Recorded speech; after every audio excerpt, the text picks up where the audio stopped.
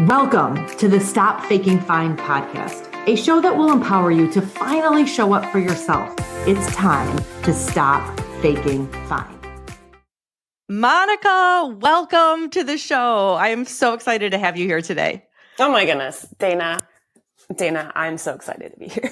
Let's dive into all of the things: nursing, empath, anxiety, grounding. I have learned so much from you about grounding. I cannot wait to just talk about all of the things. So let's start at the very beginning. Let's talk about nursing and what made you excited to become a nurse and really dedicate your life to serving in that capacity. Oh, I love that. So my name is Monica and I guess I am a nurse. Sometimes I struggle because I'm on a path to still figure out what I'm going to do when I grow up.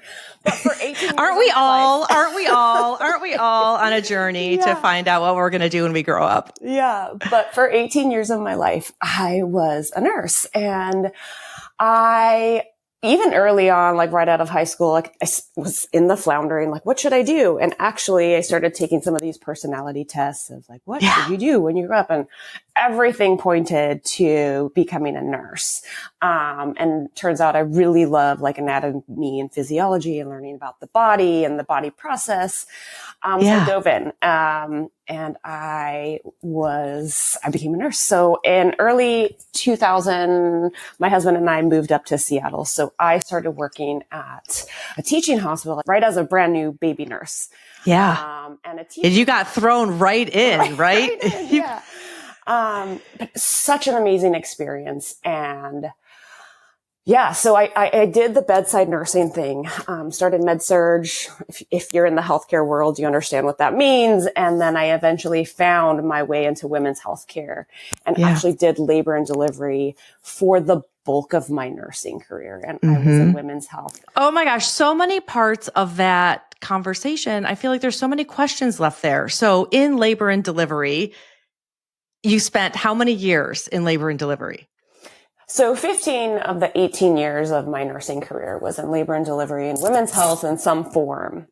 And everyone thinks or hears L&D, right? And it's such a happy place. And it really is until it's not. Right. And working at a teaching hospital, you often see, the most tragic of scenarios. And I was really, really, really good at my job. I'm really good at being with people in their darkest, most painful story, part of their journey. And I really did love it for a long time because I am really good at it. I could go there with my patients. I could be with my patients. I could hurt and cry with my patients.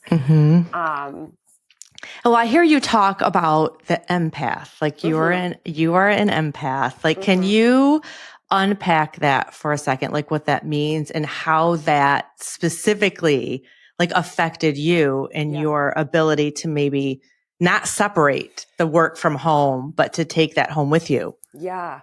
So, early, I'm a young person and not really having the coping skills of doing that separate, or even the awareness of how much of an empath I was. I didn't actually realize that until later in my adult life. I'm a really highly sensitive person, and I take on energy that, maybe someone who doesn't relate to, if someone relates to that, they're going to understand exactly what I'm saying. But if you don't relate to that, that might not mean very much. But I would literally feel the trauma over and over and over again, as if I was experiencing the trauma for myself, with the inability to separate.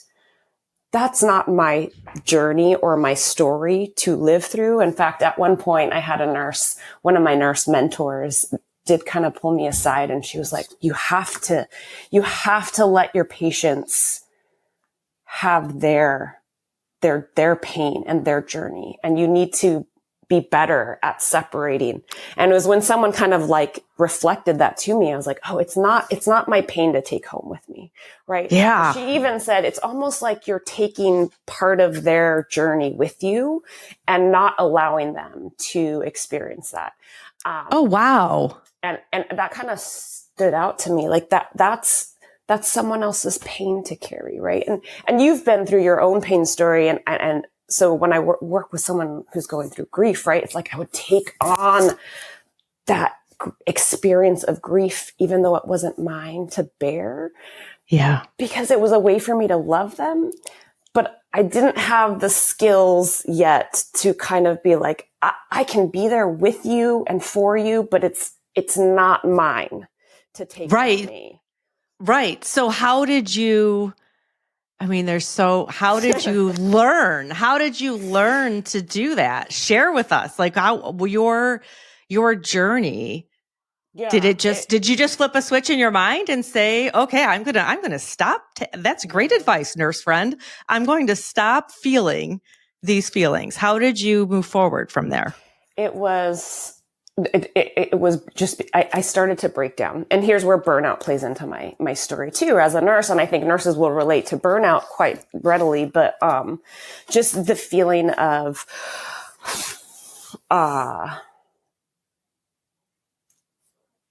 something happening in your, like the anxiety is my mental health started to crumble. Essentially, I needed to reach out for help. I was not doing well. I was starting to have panic attacks. And the irony in that is the panic attacks would happen on days that everything was kind of fine. And so the end of my nursing career happened.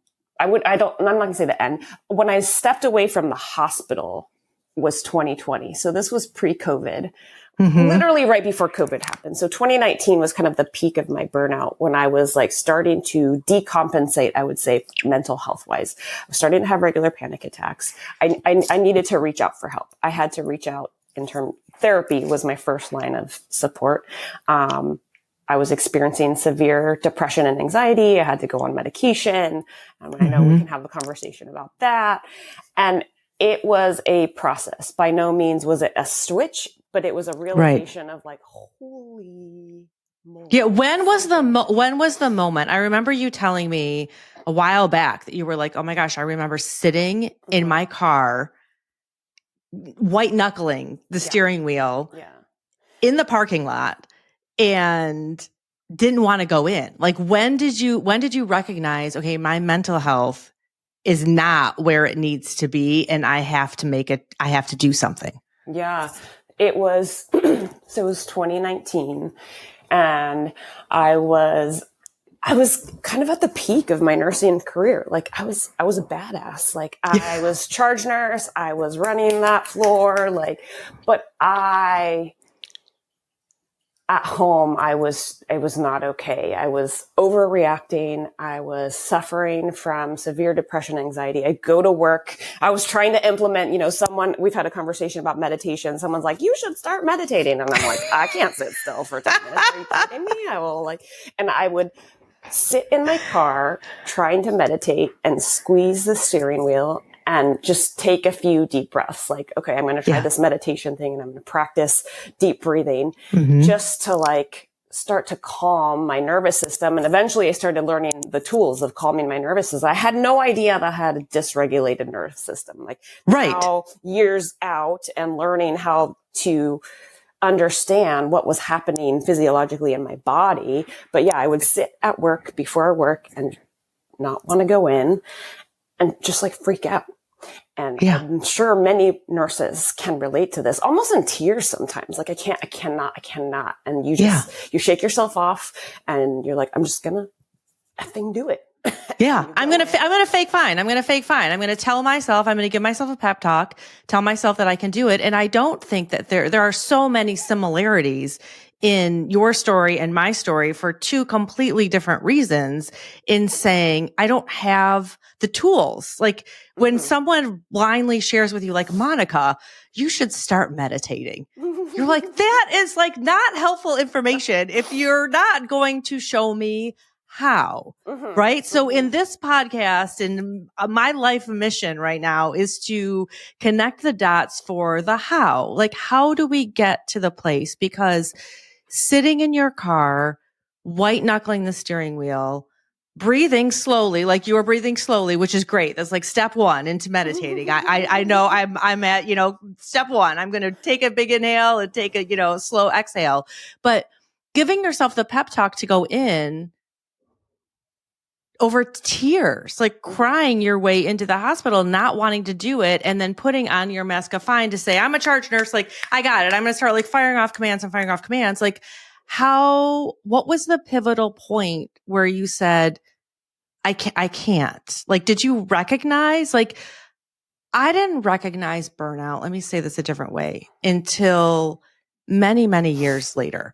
Looking back, hindsight always being 2020 and saying, oh, wow, like I had a dysregulated nervous system. Like you talk about having a dysregulated nervous system, but in that moment, were you like, I have a dysregulated nervous system? Like, how did you, how? Yeah, the first step for me was just like, it was having a few of those, well, a few months, I would say, of like trying to force myself onto a unit where you're experiencing like emergencies over and over and over again. And just like the atrocity of what you see as a healthcare worker is only something other healthcare workers understand.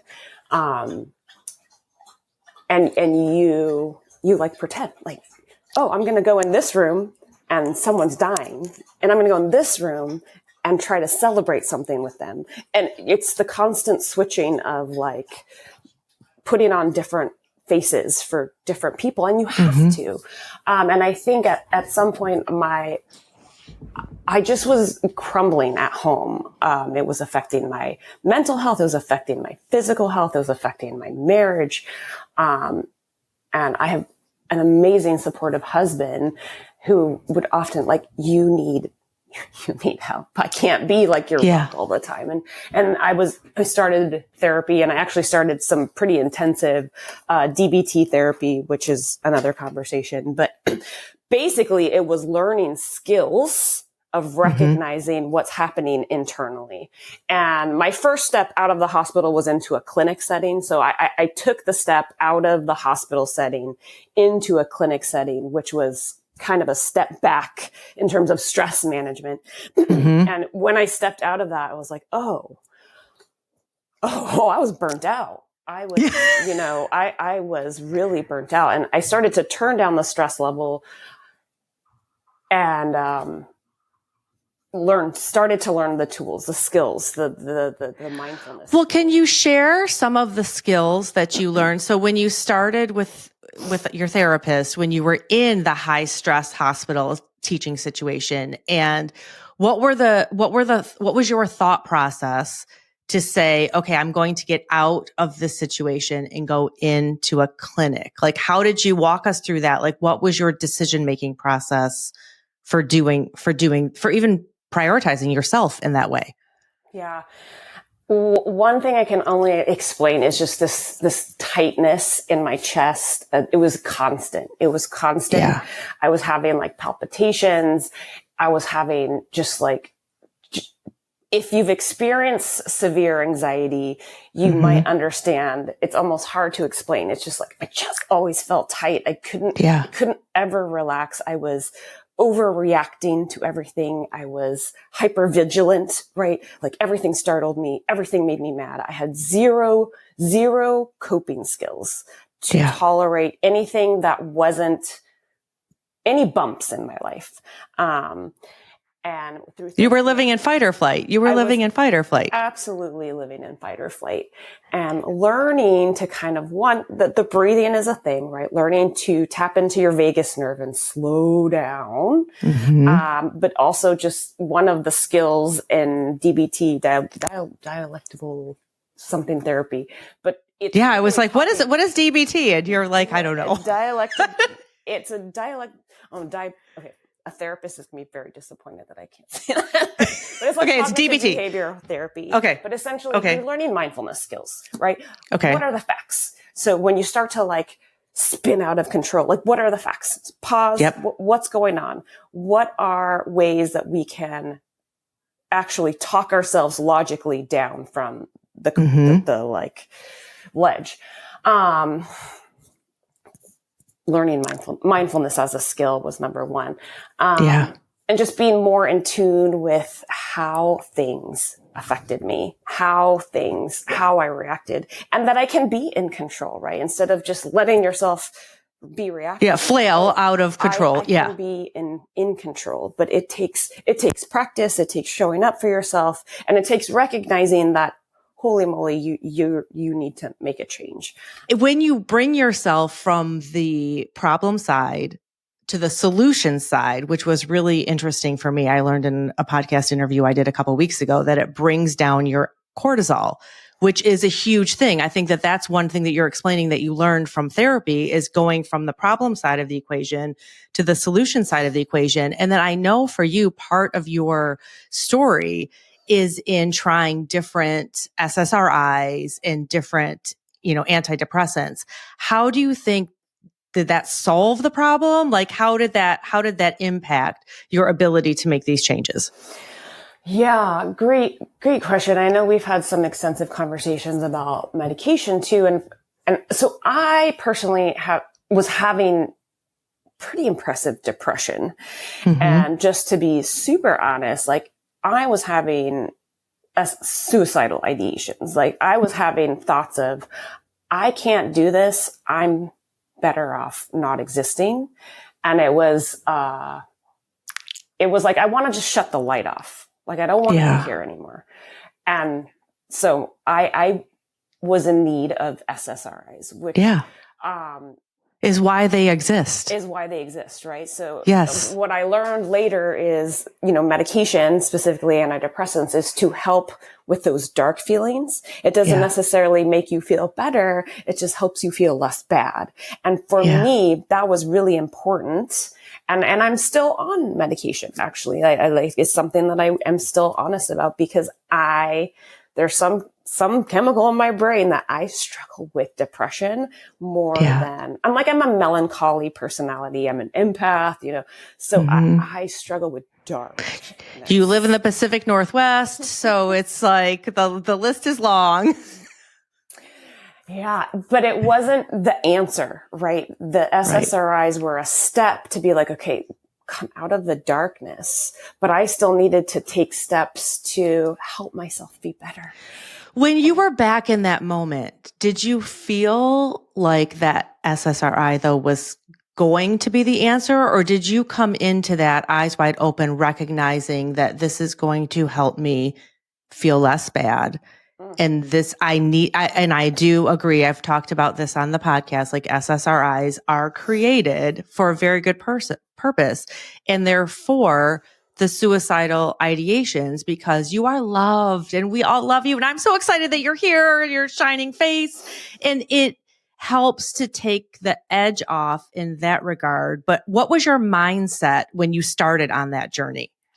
I actually fought it for a really long time. I was like, as a nurse, I am very aware that we throw antidepressants on everyone. It's like, oh, you got some postpartum depression? No, you need an SSRI. You have some of this? You need an SSRI. Yeah. Like, I'm very aware that we throw medication onto things like Band-Aids. And I didn't want to just have a Band-Aid.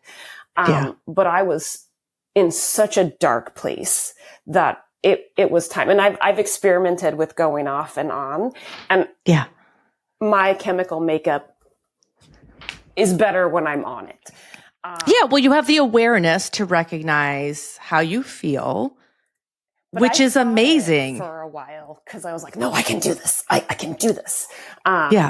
So I think going on it and then having some of that darkness lifted gave me the coping ability to be like, okay, now I need to try other things, right?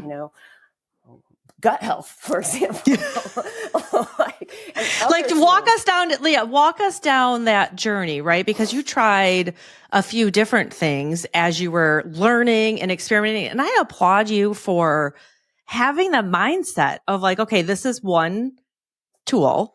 Like now, what else can I learn? What else can I do? Because you have been on a journey and I'm so fascinated by all of the things that you have learned and all the things that you're doing. So like, bring us back to that moment. So you've started on the SSRI, you recognize that you feel less bad, but you don't feel great. So what are the next tools that you go find? Yeah. So initially it was exercise. Like I've always been an exerciser. I've always been pretty active. And I notice when I don't exercise, it affects me. And so Amen. moving my body is an absolute priority. And I recognize that. So I'm a huge advocate of moving your body, but it doesn't have to be like, I've also been on this lesson of you don't have to go beat yourself up at the gym for 2 hours. Right. It can be like dancing in your kitchen with your dog. Like Yeah. you have to just move your body. I love how you're like with your dog.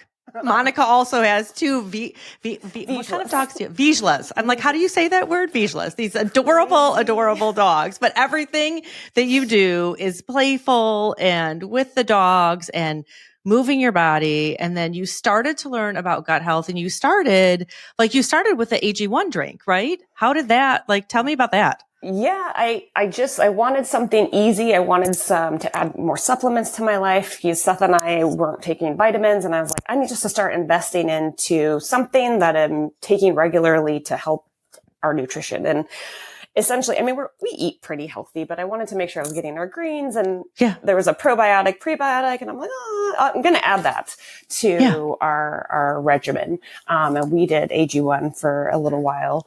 And then I met Dana. She introduced me to Happy Juice, which we can continue to talk about. But it was understanding for me the connection of our gut and our brain, the gut-brain axis. And the nursing part of me loves to learn about the science part of that, right? Yeah. It's not just like we're taking these probiotics and yay. It's like, oh my God. Like when you start to get your gut bugs in check and that connection happening, it like affects your mood. And I think for me, understanding that, learning about that, made me really excited to also then start sharing about that. Yeah, I remember one of the first times we talked, we nerded out on like the vagus nerve and the science and all of the things, gut brain connection, because you were on your own journey and had already learned the importance of the gut. And you were like, okay, I want to learn more. I want to learn more. And then we started talking about like 70% of your serotonin or more. There are some studies now showing 80, 90% of your serotonin comes from your gut. Your immune system, your ability to not be sick stems from the gut. So it's like, what can you do to change that? So what I want for you to share is like, what was your experience? Like you and I met, you were like, okay, I'm going all in with your stress protocol. Like, give me the stress protocol. I want to go all in. And you got committed and you took the drink every single day. And like having gone from AG1 to this probiotic protocol, like what in your, like, can you share with us? Like, how did that feel? How was that transition? What do you think today?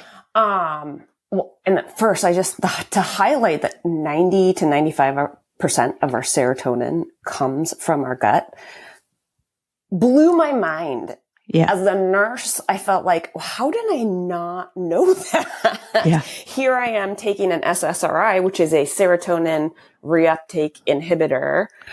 Right. So I'm taking an antidepressant to address serotonin in my body, which is addressing serotonin up here. In your brain. Well, only like 10% of it comes up here. So like if you can do other things to regulate your gut so that you have access to all those other happy hormones, just kind of blew my mind.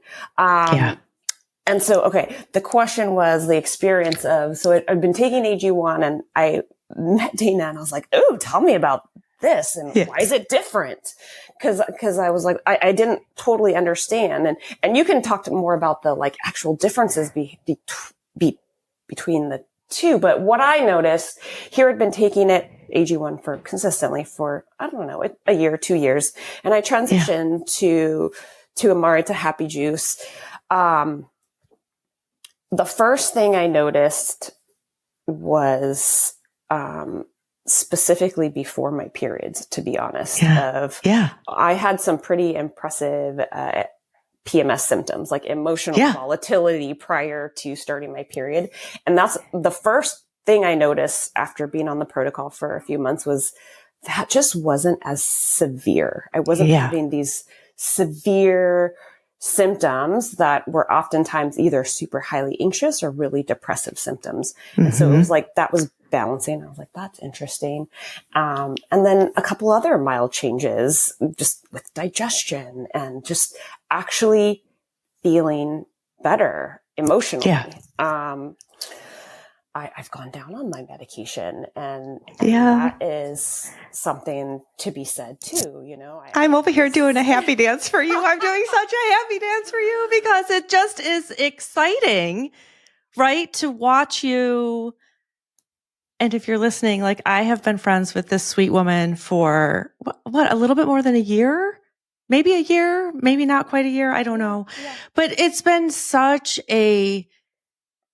I just am proud of you. It's been such a great, as your friend, just testimony to you finding the solutions that worked for you and the serendipity of us meeting. And I mean, there's no like this, we have nothing against AG1, but just understanding the difference between, okay, this is marketed and it says there's probiotics and it's telling me that it's everything that I probably need.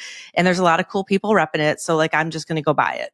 And then digging into the science of like, okay, why are you on the SSRI? Like, is it fixing it? Is it solving your problem?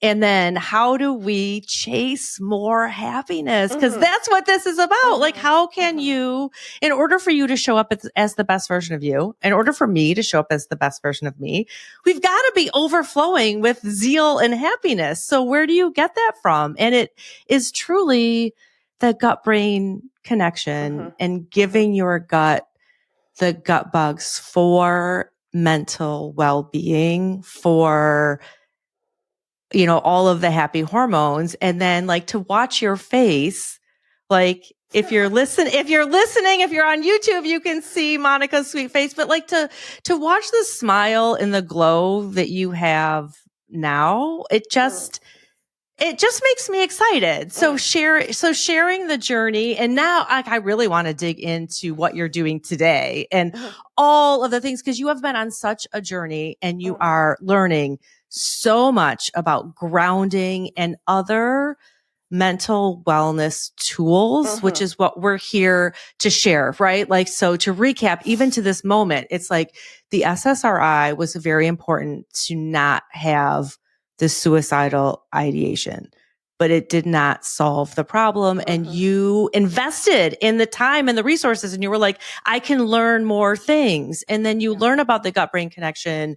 You get on my stress protocol that I am obsessed with, because it takes us out of fight or flight and allows us to lean into other tools. And today you are nerding out, which I love, love, love, love, love, on just the science of grounding and the importance of plants and all of these things. So, I mean, without me saying another thing, let's literally dig in, like share with us where you are right now on your journey to flourish. Well, it's so interesting because it's still like the quick hiccup of from the bedside to where I am now, right? I went from the hospital setting to the clinic setting, did the clinic work for a little while, and then was just feeling like I needed to step away from nursing altogether.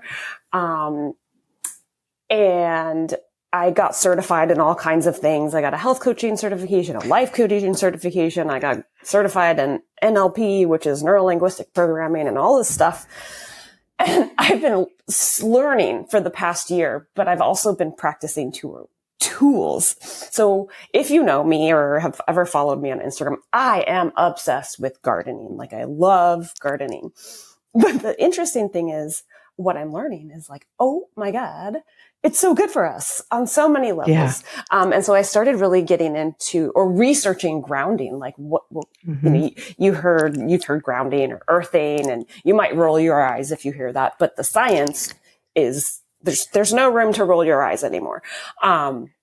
Essentially understanding how much goodness our planet, Mother Earth, has to give us, in terms of inflammation and just healing our body. I pulled up an article because I was like, okay, I got to use some stuff. Oh, I can't wait. I can't wait. Grounding, earthing, and inflammation on inflammation, the immune response, wound healing, wound prevention, treatment of chronic inflammatory disease and autoimmune disease simply by being more connected to the earth. What that means, walking barefoot, touching the ground, digging in the soil. Like we humans, we used to be connected to the planet, right? We would be walking and digging and planting and, society, now we have shoes on and we sleep on beds and we're just not connected to the earth anymore.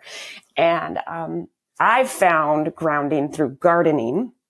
Gardening has so many mental health benefits outside of, so many, but the primary thing is the anti-inflammatory effect it has on our bodies, not to mention the serotonin that it sparks and the dopamine that it sparks and all these happy hormones that help. I'm not saying this in a very sciencey way, but no, I love it. I love it. And what I love really about your story is that you didn't stumble upon the science, but you were a product of the result of what you get before you started reading a thing, before you really dove into the science and the nerdiness, you were like, I find peace by being in my garden. I am going to work in the garden. I am going to plant tomatoes. And I was like, Monica, what are you doing? You're like, oh, I'm out here planting more tomatoes. I'm out here with my dog rolling in the dirt. I'm out here doing all of these things. And like, the more you did it, the happier and more grounded you became in understanding, okay, this is not what I want for my life. Like, I want to do, how can I literally play in the dirt more and get paid to do this and create, like, help others by doing this. And now you work in a garden at an amazing, at a nursery. You work at a nursery. I don't even know what the name of it is. You work at a nursery. You are helping others understand the benefits of different plants, the benefits of putting their hand in the soil, the benefits of all the things. So share with us, like, so it's anti-inflammatory. What else is putting your hands in the dirt doing for us? Yeah. So here's just something to think about. If you kind of rolled your eyes up grounding, if you're kind of like, okay, whatever. Think about, I mean, I'm kind of in that camp. I'm like, well, do you see my manicure? Like, I'm not really like, do I want to put my hands in the dirt? I'm not sure. Yeah. Well, think about, like, if you've ever gone on a tropical vacation and you are walking in the sand barefoot, most likely you're sitting in the sand. You're probably in the salty water more than you usually are. So yes, you're on vacation. You probably feel more relaxed, but here's the other thing that you're doing. You're sitting on the ground. You're putting your feet in the sand. You're putting your hands in the sand. You're putting your feet in the water, which has so much healing potential and power on our bodies. And you feel better. Yes, because you had a vacation, but also because you probably spent more time connected to the earth than you had when you were at home. My husband likes to fly fish, and I'll just give this little example as well. Fly fishing, sometimes he'll put the waders on and he doesn't experience the water on his skin because he's got the waders on, the rubber. He's like, I feel different when I'm in the water without my waders than if I put my waders on. Me feeling different, like noticing the physiological effect on your body. Noticing, I actually feel calmer. I feel something's different. You may not be able to pinpoint it, but something's different. And here's where I would encourage anyone who's a little skeptical is to just spend some time barefoot outside, just barefoot, like in the grass, if you have the opportunity, and just like start to notice what that does It's a micro habit that I like to talk about. So in all my Ooh, I like the micro habits, and I just had like a flashback. Like as you were talking, I was like, oh, remember that scene in Pretty Woman where she takes off his shoes and they walk in the grass? I'm like, there's so much science to that, to calming your nervous system by taking the 2 minutes to take your shoes off and walk in the grass. Yeah. Okay. So I'm going to sidetrack for a second. I'm reading this book. It's called Rooted. Leanda Lynn Hopt. It's Life at the Crossroads of Science, Nature, and Spirit. If you need a good book about rooting and earthing and that kind of stuff. But one of the things I highlighted is people are rightfully experiencing anxiety and despair and we contemplate our place on this planet and what is asked of us, right? So we're all in this kind of place of like, what do we do? And as perilous and complex as these times are, we are armed with the rare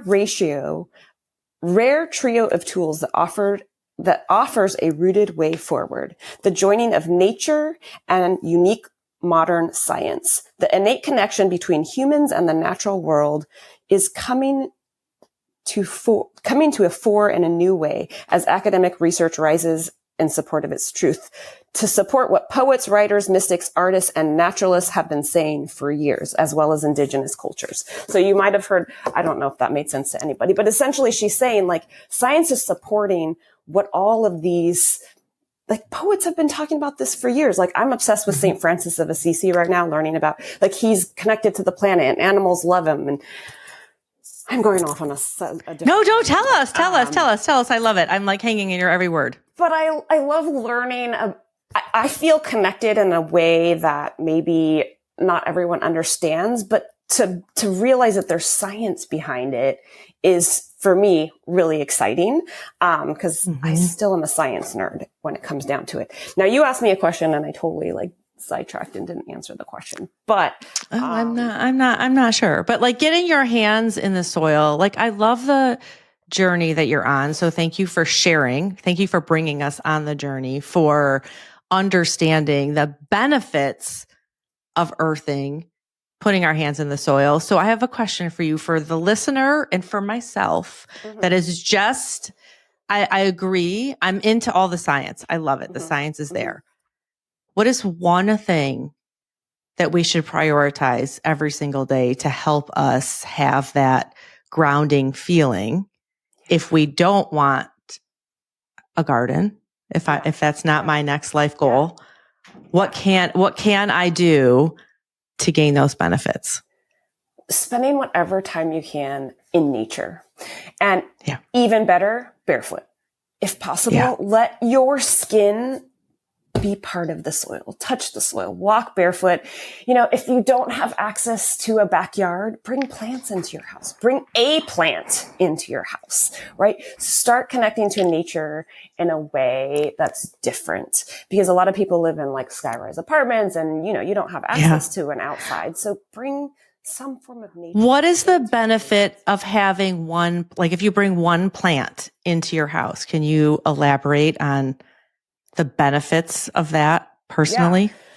So there's a couple things that come up just right off the bat. One, having greenery in your house. There's something about the greenery of plants that sparks some sort of hormonal response in our own bodies, like a little more serotonin. Being surrounded by green things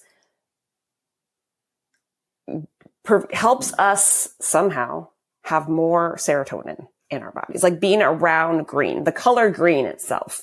Having a plant, having something to nurture, having something to pay attention to brings us into the moment. So there's a mindfulness component to it. To just have that something to nurture and come back to can be really helpful with depression. The nurturing, the color, the symbiotic connection to something organic outside of ourselves. We're going to be part of the earth, right? We're connected to plants in some way. Yeah. And I sound like a ridiculous hippie. And if I had heard myself 5 years ago speaking right now, I'd be like, this girl's crazy. Right. But she's not. She's very, this girl is very well educated. and on a journey to lower anxiety, stress, and overwhelm in her life, right? In your life. And you're sharing these tools with the rest of us, because managing stress and anxiety is there's a lot of things that work for everyone, blanket. And then you've got to fine tune how you're going to execute your exact plan. And I'm going to come back to say, like, I have loved watching you on this journey, figure out which pieces really need to be bumped up to a 10 for you. And it's in plants and talking to the tomatoes and in running with your dogs and doing these things. And those, they matter. So for the listener that just is like, oh my gosh, Monica has just encouraged me to start a garden. I'm going to start a garden. Like, what's our 411? What are the first steps that we should take to, basic gardening? Well, here's the thing. When I'm talking about to people about what should I start? It's finding something that you like. So if an edible garden is something that you like, usually what is the easiest way to start on anything is find some herbs like thyme and oregano kind of herbs. Yeah, that you can't kill. You can't kill those. Like they'll keep coming back. But like thyme, oregano, rosemary, something that you might cook with, something that you go to the grocery store and spend like $7 for a little plastic thing of tiny little herbs that you use a little bit of and then throw away. Guilty. Sure, you can save money, but like go get a little pot, maybe a bigger, medium-sized pot, put some thyme in there, put some oregano in there, put some rosemary in there, put some parsley in there, something that you might use in your kitchen a little more often, and put it right outside your kitchen door. Some of these herbs can be even grown inside. Basil is really easy to grow inside. And the idea is to just have something that you're going to get excited to come back to and use. And that was literally how I kind of started in this whole explosion that now is turned into like, I have 10 raised garden beds and I'm like obsessed, but that's not realistic for everybody. You're the crazy lady you were talking about earlier. You've got it all. I've definitely turned into that, a crazy plant lady, but find something that you enjoy. And the thing is, get outside. If you don't do anything, walk barefoot for a few minutes a day. Even better, spend time meditating outside. That might seem like, because if someone told me that when I was in my stressed out part of my life, I would have been like, I'm going to flip you off and probably walk away from you, because that's like not something that I can tolerate right now.